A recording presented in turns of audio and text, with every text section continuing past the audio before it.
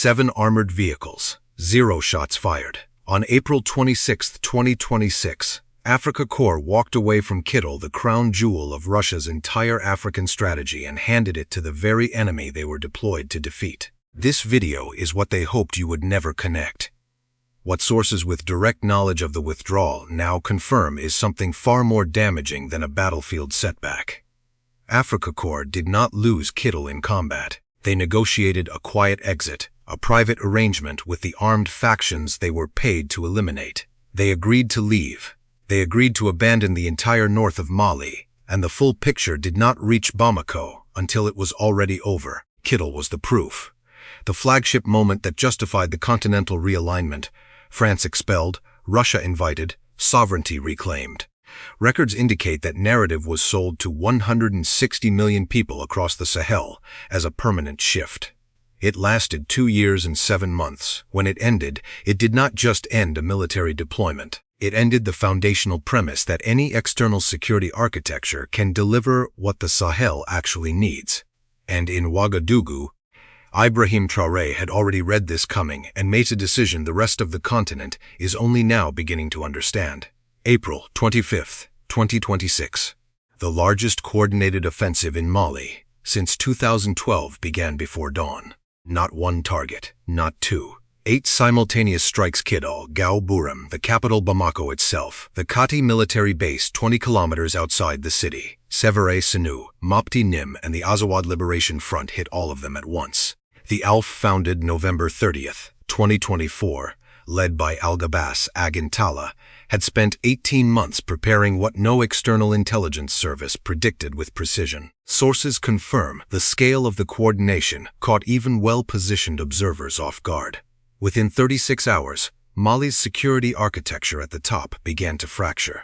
General Sadio Camara, defense minister since 2021, the architect of the French expulsion, the man who personally arranged the original Wagner Group deployment and engineered the continental pivot, died from injuries sustained when a vehicle-borne explosive device struck his compound near Kati on April 25th into the 26th.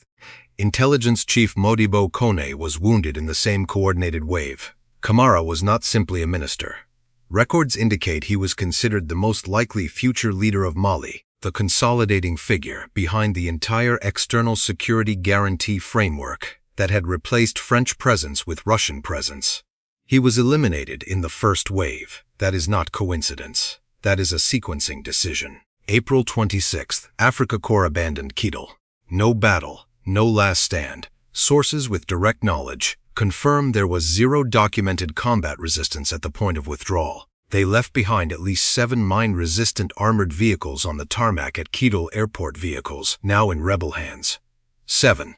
And the city Russia captured in November 2023 presented globally as the definitive proof that the new security partnership worked, that sovereignty was not just rhetoric but operational military reality, changed hands without a single verified engagement. The Washington Post and independent analysts pushed back hard on the official Russian framing within days.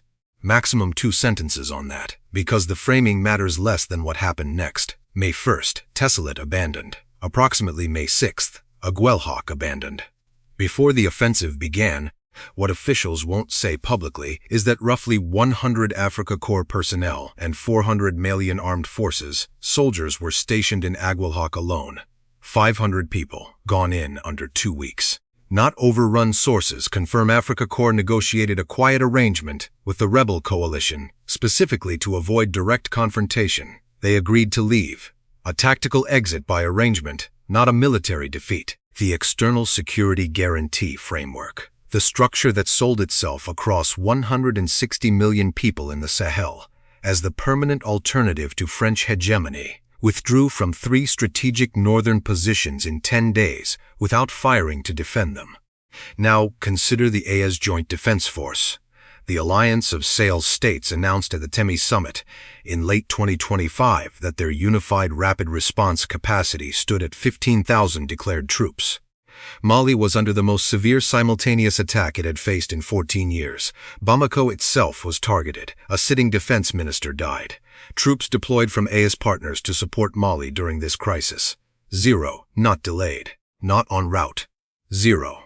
How does a mutual defense architecture declared at 15,000 troops deploy nothing when its founding member is struck on 8 fronts simultaneously?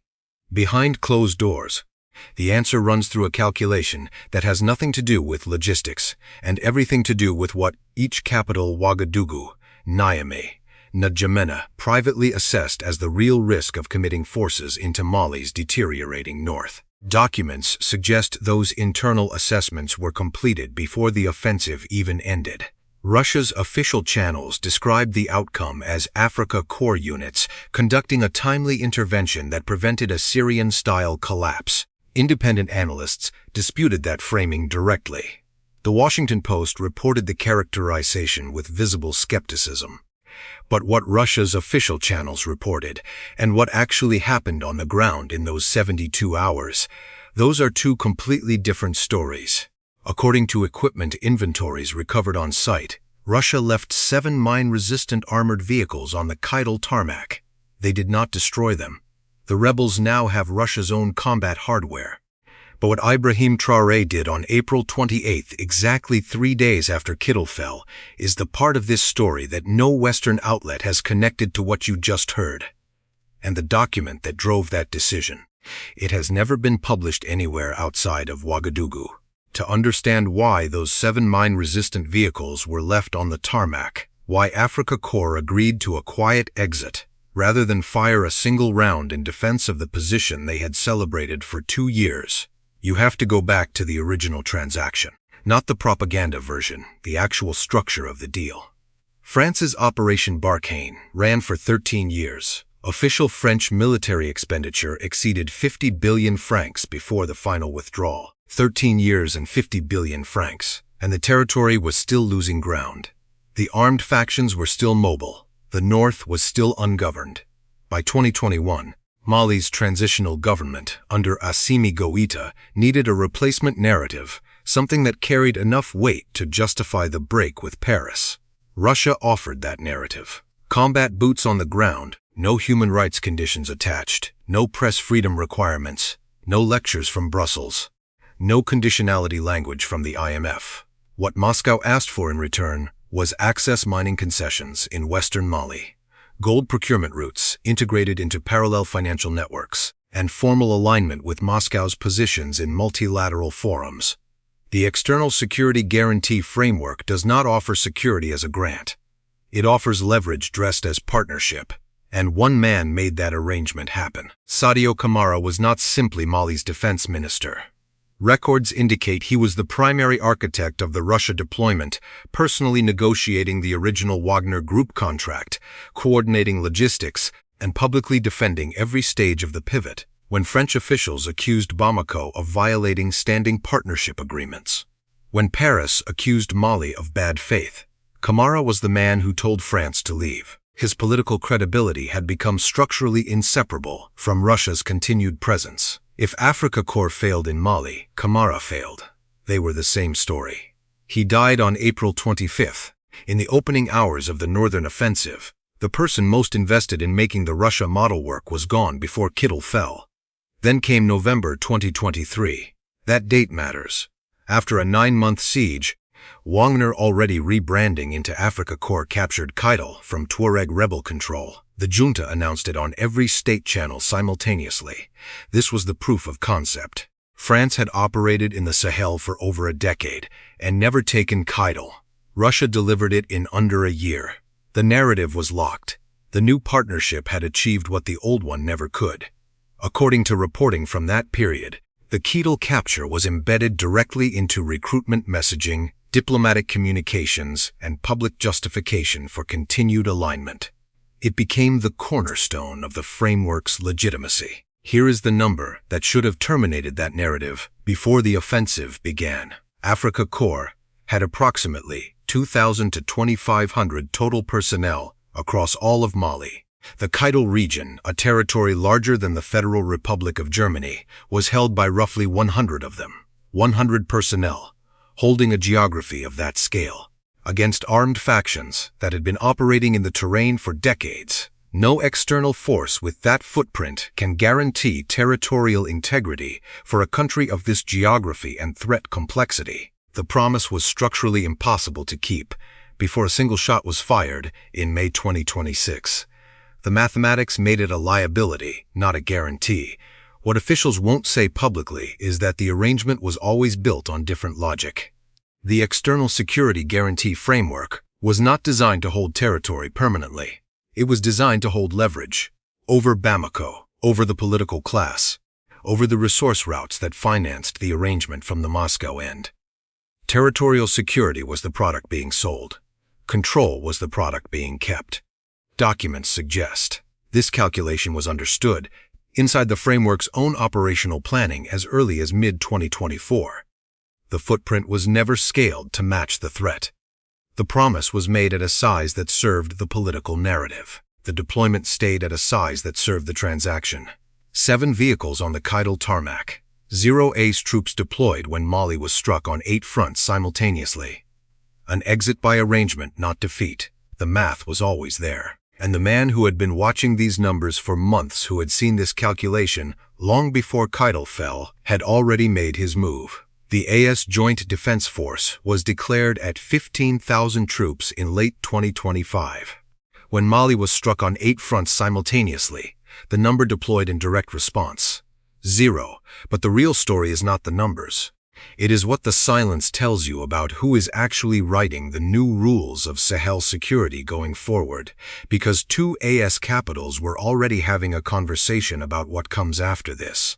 A conversation that Moscow still does not know took place. 3 days, that is how long it took. Kidal fell on April 26, 2026. The 7 mine-resistant vehicles sat on the tarmac. The arrangement, the one that was never a guarantee but a leverage mechanism, had completed its purpose. And on April 28, 2026, Burkina Faso's Minister of Security Mahamadou Sana activated Operation Wibga 2. A nationwide internal security mobilization covering every corner of the national territory. That interval is not coincidence. 3 days is not reaction time. 3 days is confirmation time. Traoré did not send troops to save Mali. He did not call an emergency ACE summit. He did not publicly demand answers from the external security guarantee framework about what happened between the promise of 2,000 personnel and the reality of 100 holding a territory larger than Germany. He did none of those things. What he did instead tells you everything about how he reads a battlefield. The directive was precise.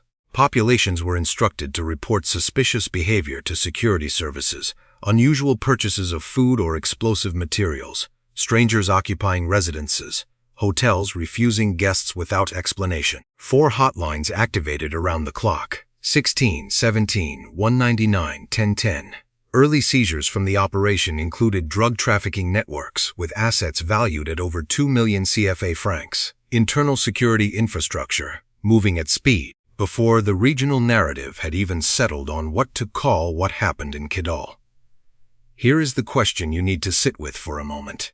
When every other leader in the Sahel was processing the collapse of a framework they had staked political credibility on, when Bamako was still managing the information environment, when the AES joint force of 15,000 troops had deployed exactly 0 soldiers, while Mali was struck on 8 fronts simultaneously, what does it mean that one leader responded not with external calls, but with internal mobilization? What does that tell you about what he already knew? It tells you he had already completed the calculation.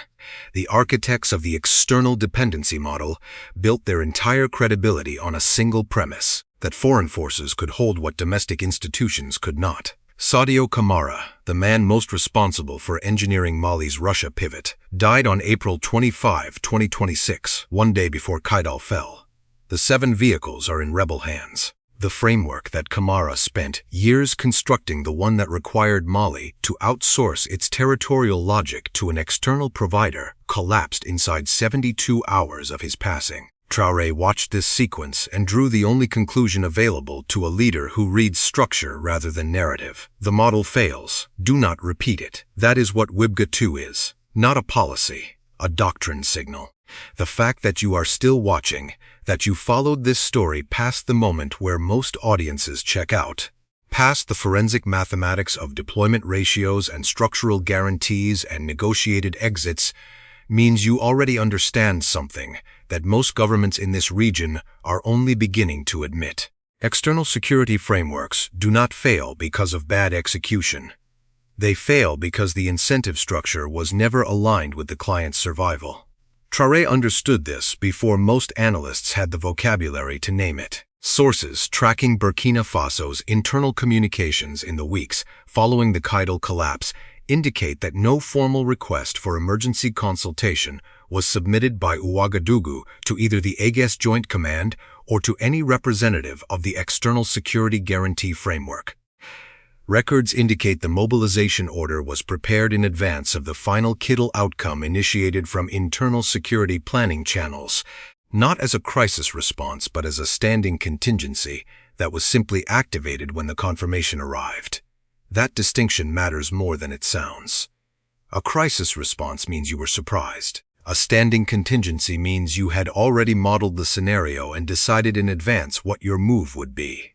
What officials in Bamako, Paris, and Brussels will not say publicly is that WIBGA 2 represents the first time an AES leader responded to a regional security collapse by turning entirely inward, mobilizing civilian infrastructure, community reporting networks, local hotlines, rather than seeking a replacement external partner. That is not a tactical adjustment. According to analysts with visibility into regional security doctrine, it is the first observable shift away from the dependency model at the leadership level since the AES framework was constituted. Traoré never criticized Russia publicly after Kidal. Not once. He did not need to. Silence, deployed with precision, communicates more than statements to audiences who know how to read it. But Traoré's silence on Russia's collapse was not weakness. It was the most precise geopolitical signal he could send, and every capital in the Sahel read it correctly. Sources at Chatham House and African Arguments confirm something no AES capital will say publicly. Russia is still the only external partner willing to deploy in direct combat roles in the Sahel, which means the AES cannot simply leave the arrangement but can no longer fully trust it. What happens next will determine whether the AES becomes the first truly sovereign security architecture Africa has built in 60 years. And the answer to that question was already written on April 28 in a single word. WIBGA. The old model is broken. Everyone in the Sahel knows it. The question is no longer whether to replace it. The question is what, exactly, replaces it, and whether the replacement holds when the next armed faction tests the perimeter. Sources tracking defense procurement across the AES corridor confirm what officials in Niamey and Ouagadougou will not say on the record. The conversations are already happening. Burkina Faso and Niger have both expanded engagement with Turkey, specifically around Bayraktar drone systems. The discussions are not preliminary, they are contractual. China has entered through a different door. Infrastructure security linkage packages, road construction tied to surveillance installation, telecommunications backbone, paired with intelligence sharing frameworks. This is not replacing Russia. Russia remains the only external partner willing to position personnel in direct combat zones, but it marks the beginning of something that did not exist before Kidal, a multi-partner architecture designed to prevent single-source dependency from ever again becoming a structural liability. Consider what that means in practice. 7 vehicles on the Kidal tarmac, now hardware in rebel hands. A garrison that held under one flag and collapsed under another. When the Mali government struck on 8 simultaneous fronts, 0 AES troops deployed. That is not a military failure. That is a demonstration of what exclusive dependency actually costs, measured not in doctrine, but in territory. Russia understood the leverage it held inside that dependency. After Kidal, that leverage has a ceiling, and the ceiling has been permanently lowered. Here is the number that matters. According to records reviewed by the Stimson Center and corroborated by reporting from the Whistler and Thickable, the diplomatic cost of Russia's negotiated exit from Kidal, a withdrawal framed internally as a repositioning, not a defeat, has registered as a measurable credibility discount across at least 4 ongoing African security discussions where Moscow was seeking contract renewal. The External Security Guarantee Framework does not lose prestige quietly. When it fails publicly, Every government watching recalculates its own exposure. Every capital, negotiating a security contract, looks at the Kidal tarmac and asks, what happens when this partner decides the terms have changed? What happens is that 7 vehicles change hands and no one comes to take them back. But here is what the strategic analysts keep getting wrong. They frame this as an anti-Russia story. It is not. It is a 60-year-old lesson about sovereignty that the continent was temporarily persuaded to forget. In the 1960s, the foundational logic of Pan-African independence doctrine was precise. Sovereign security cannot be subcontracted to the same class of actors that built the dependency in the first place. The flag is secondary. The extraction logic is not. Whether the partner speaks French, English, or Russian, whether the contract is denominated in CFA francs or rubles, whether the bases fly tricolor or double-headed eagle, the structural relationship remains identical. External Security Guarantee Framework. External. The word does the work that the argument tries to obscure. Traoré never needed to name this publicly. His silence after Kidal was not restraint. It was doctrine, and doctrine in Ouagadougou has taken operational form. WIBGA 2 is not a crisis program. It is an architecture. Internal civilian mobilization networks, community-based intelligence reporting, local hotlines feeding verified information into decentralized security nodes, investment in domestic institutional capacity rather than foreign troop presence. According to Chatham House analysis of Mali's April 25 attacks, the conclusion is unambiguous. Security cannot be delivered by military means alone. WIBGA 2 is the first operational embodiment of that finding inside the AES. It is slower than an air base. It is harder to photograph. It does not generate the kind of imagery that fills international news cycles, but it is also the only model that cannot be withdrawn, repositioned, or renegotiated by an external actor whose interests have shifted. That is the distinction. An external partner can leave. A civilian intelligence network embedded in 47 communities cannot. AfricaCorps remains deployed across central and southern Mali. Russia has not exited the Sahel. It will not exit soon. It remains the only partner willing to take casualties in direct combat, and that remains a real capability with real operational value. The new architecture is not about expulsion. It is about reducing the leverage any single partner holds by building parallel capacities that function independently of that partner's continued presence or goodwill. That is a fundamentally different strategic posture than the one Mali built and defended and ultimately lost in Kidal. Mali needed Russia to stay. Burkina Faso is building something it would survive if Russia left. The framework is broken, but what comes after it has already started in a country that decided not to wait for anyone's permission. What did you just watch? Not a story about Russia failing. Russia did not fail here by accident. It failed by design, the design of a framework that was never built to deliver what it sold. 3 things this video established that you will not find reported together anywhere else. First, Kidal was not lost in combat. According to sources with direct knowledge of the withdrawal, AfricaCorps negotiated a private exit with the armed factions they were deployed to eliminate. They left 7 armored vehicles on the tarmac. 0 shots fired. The math that made this inevitable was visible before the first offensive began if you were reading the right numbers. Second, the AES collective defense architecture declared at 15,000 troops in late 2025, deployed nothing when Mali was simultaneously struck on 8 fronts. Not delayed, not en route, nothing. The gap between declaration and deployment is the structural problem no new external partnership solves unless the underlying model changes. Third, Ibrahim Traoré activated Operation WIBGA 2 on April 28, 3 days after Kidal fell, without requesting external reinforcement, without publicly condemning Russia, and without deploying a single troop outside Burkina Faso's borders. According to observers tracking AES security doctrine, this is the first observable implementation of a genuinely internal sovereignty model at the leadership level since the alliance was constituted. He did not react to the collapse. He confirmed a calculation he had already made. The continent is at an inflection point. The old model is exposed. The new one is being built not in conference rooms, not in press releases, but in civilian intelligence networks and community reporting hotlines embedded across Burkina Faso. You watched this because you already suspected something was broken.